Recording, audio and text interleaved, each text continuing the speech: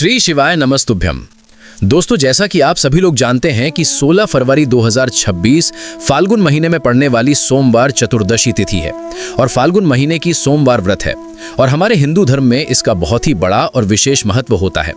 अगर कभी भी मौका लग जाए और फाल्गुन महीने का चतुर्दशी तिथि सोमवार के दिन पा जाए तो आप लोगों को सिर्फ और सिर्फ तुलसी की सूखी लकड़ी वाला उपाय तो अवश्य ही करना चाहिए।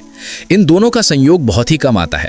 इसी के साथ में गुरुजी ने अपनी शिव पुराण कथा में बताया है कि इस दिन आपको तुलसी की सूखी लकड़ी वाला उपाय तो आपको अवश्य ही करना चाहिए, क्योंकि ऐसा दिन पूरे साल में सिर्फ एक ही बार आता है।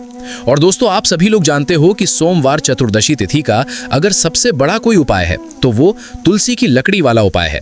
तो दोस्तों, सोमवार चतुर्दशी तिथि के दिन आप लोगों को इस तुलसी की सूखी लकड़ी वाला उपाय को जरूर करना है। बहुत सारे लोग होंगे जिन लोगों ने इस उपाय को न किया हो, मतलब पूरा साल निकल गया, उन्होंने किसी भी दिन इस तुलसी की सूखी लकड़ी वाला उपाय को न किया हो। पर दोस्तों, आपके पास एक आखिरी मौका बचा हुआ है, जो कि सोमवार चतुर्दशी तिथि के दिन है। इस दिन आप लोगों को इस वाले उपाय को जरूर कर लेना है। भले ही आपने पूरे महीने भर इस उपाय को न किया हो, पर अगर आपने इस फाल्गुन महीने के सोमवार चतुर्दशी तिथि के दिन अगर इस वाले उपाय को कर लिया तो आपको इस उपाय को करने का वो फल मिलेगा जिसकी आपने कभी कल्पना भी नहीं करी होगी। इसीलिए आप लोग इस वाले उपाय को एक बार जरूर कर लेना है, ताकि आप लोगों के हाथ से ये मौका न जा सके और आप इस उपाय को फल मिलेगा। दोस्तों, ये उपाय पंडित जी ने अपनी अभी की ही श्री शिव महापुराण की कथा में बताया है, जिस उपाय को आज हम आपको बहुत अच्छे से समझाने वाले हैं। इस वीडियो को देखने के बाद उपाय को समझने के लिए आपको कोई और वीडियो को देखने की जरूरत नहीं पड़ेगी। तो चलिए दोस्तों, उपाय को शुरू करते हैं। देखिए, ये इस फाल्गुन महीने सोमवार चतुर्दशी तिथि के दिन ये इतना खास होता है, इतना महत्वपूर्ण होता है। देखा गया कभी कभी बड़े बड़े पूजा पाठ अनुष्ठान से जो कि मनोकामना पूर्ण नहीं होते, वहां फाल्गुन महीने के सोमवार चतुर्दशी तिथि के दिन एक छोटे से उपाय करने से ही आपकी मनोकामना पूर्ण हो जाती है। और बहुत सारे लोगों ने इस उपाय को किया भी है, पर उनको इस उपाय को करने का फल भी जरूर मिला है। अगर आप लोग भी पूछी जाए इस उपाय को करना चाहते हैं तो आप इस उपाय को पहले अच्छे से समझ लेना, सुन लेना, उसके बाद करना। इस उपाय का फल जरूर मिलेगा। और इस उपाय को कर लेने से आपके घर में चाहे किसी भी प्रकार की दुख और समस्या क्यों न चल रही हो, आपको उसका कारण भी नहीं पता है कि भाई ये समस्या किस कारण से चल रही है। उसका कुछ भी कारण हो सकता है, जैसे पितृ दोष हो सकता है या किसी भी तरह का मंगल दोष भी हो सकता है। तो इस दिन आप लोगों को ये वाला उपाय कर लेना है। ये एक ऐसा उपाय है जिस उपाय को अगर किसी विशेष दिन पर किया जाए तो भाई उस विशेष दिन का जो है तो हमें मिलता ही मिलता है। पर हमने उस दिन पर इस उपाय को किया है तो हमें उससे भी बड़ा फल मिलता है, और फल बहुत जल्दी मिलता है, क्योंकि आप इस उपाय को बहुत ही बड़े और विशेष दिन पर कर रहे हो।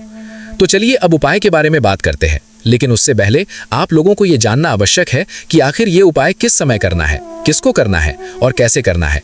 तो चलिए हम आगे आपको वीडियो में एक एक कर ये बता देते हैं। लेकिन अगर आप लोग हमारे चैनल पर पहली बार आए हैं या फिर मेरी आवाज आज पहली बार सुन रहे हैं तो हमारे चैनल को सब्सक्राइब जरूर कर लेना और इस वीडियो को लाइक करके कमेंट बॉक्स में श्री शिवाय नमस्तुभ्यम ओम नमः शिवाय जरूर टाइप कर देना। तो दोस्तों, इस तुलसी की सूखी लकड़ी वाला उपाय को हमें सोमवार चतुर्दशी तिथि के दिन कैसे करना है, किसको करना है, किस समय करना है और कहां पर करना है, ये सारे सवालों के जवाब आपको इस वीडियो में मिल। और जो ये वीडियो देखेगा भाई, उसको तुलसी की सूखी लकड़ी वाला उपाय जरूर करना चाहिए, क्योंकि इस दिन काला तिल का भी बहुत ही बड़ा और विशेष महत्व होता है। और जब बात आ जाए तुलसी की सूखी लकड़ी वाला उपाय की, तो ये सोने पर सुहागा वाली बात हो जाती है और ये बहुत ही बड़ा उपाय होता है। अब दोस्तों, इस तुलसी की सूखी लकड़ी उपाय को आखिर करना किसको है, सबसे पहले हम लोग वो बात जान लेते हैं। तो देखो, घर की जो बड़ी माताएं बहनें होती हैं, उन माताओं बहनों में से कोई भी एक बड़ी माता बहन इस वाले उपाय को कर सकती है। और दोस्तों, अगर आप चाहें तो अपने घर में से सभी सदस्यों को भी इस उपाय को करवा सकते हैं। अगर किसी व्यक्ति की खुद की कोई मनोकामना है, खुद की कोई दुख और परेशानी है जो कि वो खुद के लिए ही करना चाहता है इस वाले उपाय को, तो वो खुद अपने लिए भी कर सकता है। बाकी अगर कोई घर में से ऐसा है जो कि अपने पूरे घर परिवार के सुख और शांति के लिए ये वाला उपाय करना चाहता है, तो भाई वो भी कर सकता है, उसमें भी कोई दिक्कत नहीं है। कहने का मतलब ये है कि इस उपाय को हर एक सदस्य भी कर सकता है और पूरे घर परिवार के सदस्य के लिए घर की बड़ी माताओं बहनों में से कोई एक माता बहन भी कर सकती है। माताएं बहनें अगर घर में उपस्थित ना हो या ये वाला उपाय न कर पा रही हो, तो फिर घर का कोई बड़ा सदस्य भी इस तुलसी की सूखी लकड़ी वाला उपाय को कर सकता है, चाहे फिर वो पुरुष ही क्यों ना हो, उसमें कोई दिक्कत वाली बात नहीं है। उसके बाद में दोस्तों, जो अगला प्रश्न निकल कर आता है वो ये आता है इस उपाय को लेकर कि आखिर इस उपाय को हमें किस समय करना है, सुबह के समय करना है कि शाम के समय। तो देखो, इस वाले उपाय को आप लोग सुबह के समय भी कर सकते हो और शाम के समय प्रदोष काल में भी कर सकते हो। अब अगर आप पूछो कि भाई साहब सबसे उत्तम समय कौन सा रहेगा इस तुलसी की सूखी लकड़ी वाला उपाय को करने का, तो हम बस यही कहेंगे कि इस उपाय को आप सुबह के समय करेंगे तो ज्यादा बेहतर होगा। बाकी अगर प्रदोष काल शाम के समय भी करेंगे तो भी अच्छा होगा, उसमें कोई भी दिक्कत वाली बात नहीं है। तो अब दोस्तों, जो अगली सबसे बड़ी और महत्वपूर्ण बात आती है वो ये आती है कि सुबह अगर हम उपाय को करेंगे तो हमें कितने बजे से लेकर कितने बजे के बीच में करना है, और शाम के समय प्रदोष काल में करेंगे तो हमें कितने बजे से लेकर कितने बजे के बीच में करना है। तो देखो, सुबह जितनी जल्दी हो सके आप उपाय को करने की कोशिश करना। बाकी अगर किसी कारणवश लेट भी हो जाओ, थोड़ी देर भी हो जाए, तो 10 या 11 बजे तक भी आप उपाय कर लेना, पर 12 बजे से ज्यादा देरी ना हो। ठीक है, इस बात का ध्यान रखना। उसके बाद में दोस्तों, अगर शाम के समय प्रदोष काल की बात करें, प्रदोष काल का जो समय है होता है वो शाम के 6 बजे से शुरू हो जाता है। मतलब शाम 6 से लेकर 7 के बीच का जो समय होता है ये समय प्रदोष काल का समय होता है। तो आप इस उपाय को 7 या 8 बजे के बीच में भी कर सकते हो। मतलब शाम के 6 बजे से रात 8 बजे के बीच में आप कभी भी इस वाले उपाय को कर सकते हो, तो उसमें कोई भी दिक्कत वाली बात नहीं है।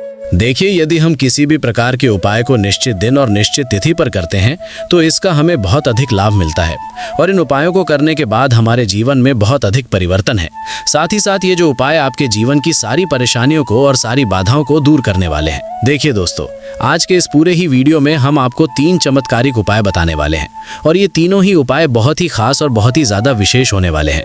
तो चलिए दोस्तों, जाने वाले हैं, लेते हैं गुरुजी द्वारा बताए गए सबसे पहले उपाय के बारे में। फाल्गुन माह धन प्राप्ति उपाय। तुलसी की सूखी लकड़ी घर में रख देना, बहुत जल्दी करोड़पति बनोगे। पैसा पत्थर से बंदोरपति बनोगे। बरसेगा। राधे दधे।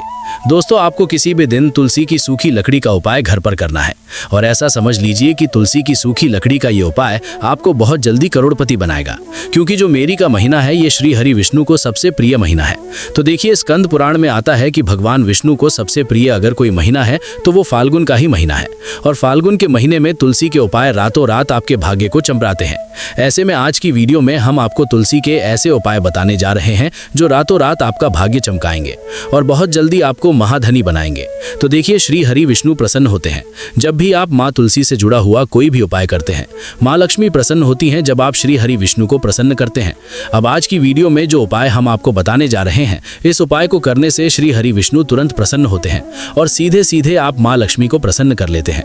आपके जीवन में आप खुद अपने सौभाग्य को प्रसन्न कर लेते हैं। इसकी तरफ करने के भी आपके जीवन में आप खुद अपने सौभाग्य को प्रसन्न कर लेते हैं, प्राप्त कर लेते हैं इस छोटे से उपाय को करके।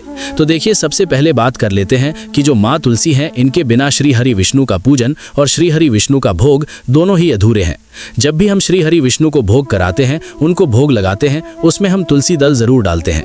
एक पत्ता डालेंगे लेकिन तुलसी दल जरूर डालते हैं, क्योंकि बिना तुलसी दल के श्री हरि विष्णु कोई भी भोग स्वीकार नहीं करते। और फाल्गुन के महीने में तुलसी का पूजन करने से व्यक्ति को सौभाग्य की प्राप्ति होती है, उसके घर में कभी निर्धनता नहीं आती है। आप देखिए, सबसे पहले तो आपको फाल्गुन के महीने में एक हरा भरा तुलसी का पौधा अपने घर में लगाना चाहिए। अगर पहले से आपके घर में तुलसी का हरा भरा पौधा है तो बहुत उत्तम है। अगर नहीं है तो फाल्गुन के महीने के लिए महीने में एक तुलसी जी का पौधा आप जरूर लेकर आएं, क्योंकि सबसे श्रेष्ठ महीना है तुलसी के पौधे को अपने घर में लाकर लगाने के लिए। दूसरी चीज कि देखिए, फाल्गुन के महीने में या उससे पहले आपके घर में तुलसी जी का पौधा सूख गया है, और अगर तुलसी का पौधा आपके घर में सूखा हुआ है तो उसे कौन सा उपाय है जो आप करके रातों रात अपने भाग्य को चमका सकते हैं। तो देखिए, अगर आपके घर में तुलसी जी का सूखा हुआ पौधा है, इसमें आपको हरे भरे पौधे से उपाय नहीं करना। आपके घर में तुलसी जी का अगर सूखा हुआ पौधा है, उसी से आप उपाय करेंगे, इस चीज का ध्यान रखेंगे। तो देखिए, अगर तुलसी जी का पौधा सूख गया है तो आपको क्या करना है, छोटी छोटी टहनियां लेनी है, गिन के 7 टहनियां। ठीक है ना? कितनी टहनियां लेंगे? 7 टहनियां लेंगे। थोड़ा सा मौली धागा आपको लेना है और सातों तुलसी की सूखी लकड़ी को एक के अपने अंदर एक यानी गट्ठा टाइप का बनाना है और उसको बांध देना है।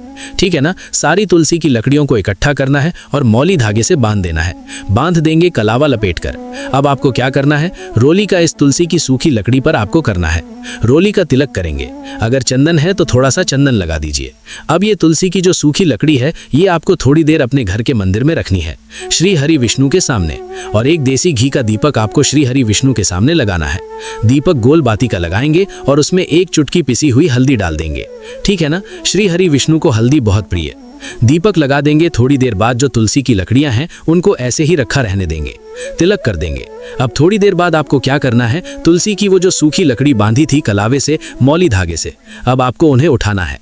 एक छोटे से लाल कपड़े में आप इसको रख लीजिए, ठीक है ना। लाल कपड़े में रख लीजिए, पीला कपड़ा हो तो पीले कपड़े में रख लीजिए। रखने के बाद आपको क्या करना है, इसकी पोटली टाइप की बना देनी है।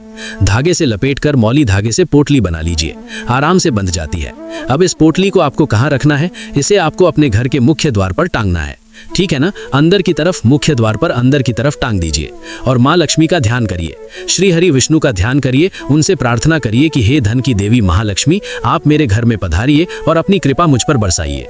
इस तरह से आपको प्रार्थना करनी है और मंत्र बोलना है, ओम नमो भगवते वासुदेवाय नमः। 11 बार ये मंत्र बोलना है। एक दीपक आपको जिस दिन भी उपाय कर रहे हैं अपने घर के मुख्य द्वार पर प्रज्वलित करना है। चौमुखी दीपक, 4 बाती का दीपक लगाएंगे और थोड़ी सी हल्दी उस दीपक में भी डाल देंगे। मुख्य द्वार पर दीपक बाहर की तरफ लगाना है, सीधे हाथ पर, ठीक है ना। ये उपाय फाल्गुन में आप करिए और देखिए कि कैसे आप महाकरोड़पति बनते हैं, कैसे आपके पास पैसा आता है और कैसे आपके पास पैसा रुकता है। तो ये वही उपाय है जो रातों रात आपके भाग्य को चमकाएगा और आपको महाधनी बनाएगा। छोटा सा उपाय आपको महाकरोड़पति बनाएगा, आपके बाद करोड़पति या बनाने गया देगा, अगर सच्ची श्रद्धा से आपने इस उपाय को कर लिया।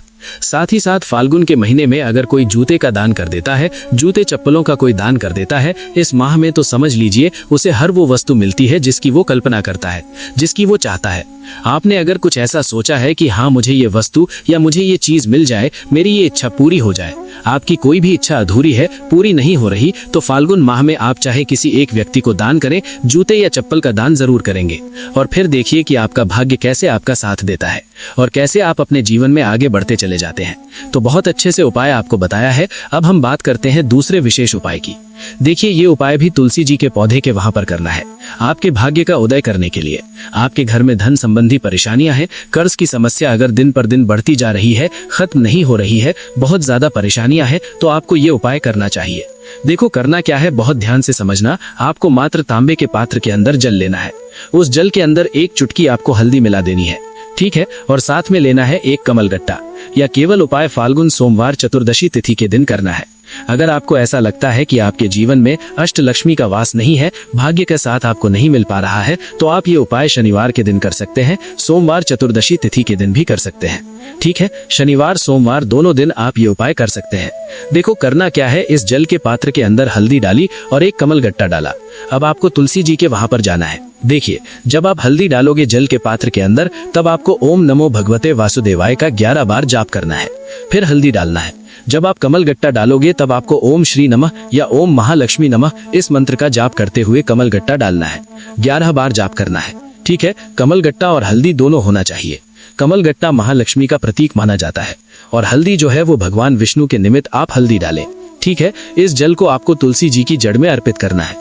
अर्पित करना है ओम नमो भगवते वासुदेवाय का जाप करते हुए। बस इतना सा उपाय करना। धन संबंधी को कोई भी परेशानियां हैं वो सब दूर हो, ऐसी आपको प्रार्थना करनी है। कर्ज से जुड़ी कोई परेशानी हो तो ऐसी प्रार्थना करनी है कि ये दूर हो जाए। ऐसी कामना करते हुए ये दूसरा प्यारा सा उपाय आपको करना है। तो देखो ये हो गया उपाय जो कि आप सुबह से लेकर के शाम तक कर सकते हैं। चतुर्दशी सोमवार या शनिवार के दिन सिर्फ 1 बार ही करना है। अब जो कमलगट्टे को आपको वहीं पर तुलसी जी के वहां पर रखे रहने देना है, आपको उठाना नहीं है। वो कमलगट्टा चाहे तो आप तुलसी जी के वहीं पर गांठ दें, ठीक है, तो भी चलेगा।